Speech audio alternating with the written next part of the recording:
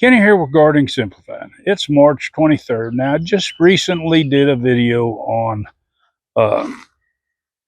the damage from the cold spell, and what we're going to talk about today is how to deal with this and to get your plants back on track quickly, and to curtail any problems that you might have with extra bugs wanting to come in here because your plants are damaged. Now these leaves here, these leaves are damaged. What they're going to do is they're going to draw insects. They're going to stress the plant, and they're going to just slow everything down.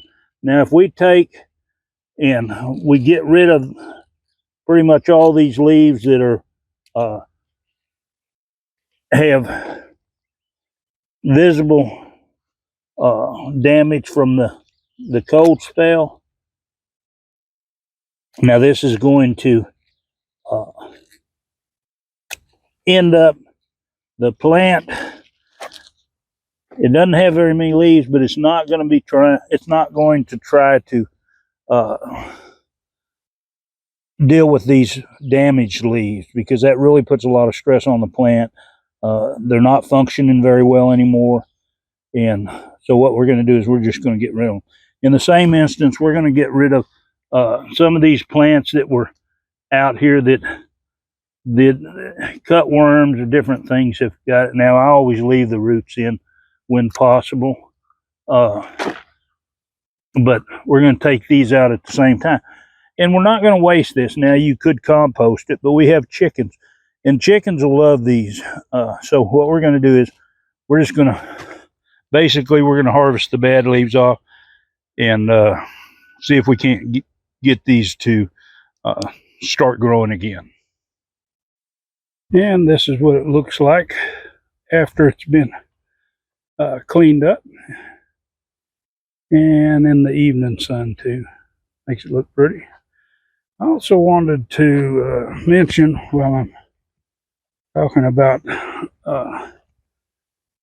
caring for your plants after the freeze, now you have to make a decision.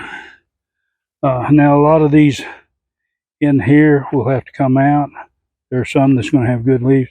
It's the same thing over here. The big part of these cabbages are going to have to be removed. So you need to decide exactly how important it is to try to nurture this, or if it might be better to go ahead and plant some more seeds and start you another crop. For a lot of mine, especially my red cabbage, I'm going to try to clean up some that's over there, but I've started a new crop, and I'll probably, I don't know, it looks like we're going to do pretty good for our green cabbage. Some varieties not as good as others, which is a learning experience. Like I say, certain vegetable varieties just do better than others, and you have to learn that over a period of time. But anyway, I hope you enjoyed this little bit of information, and as always, enjoy that gardening experience.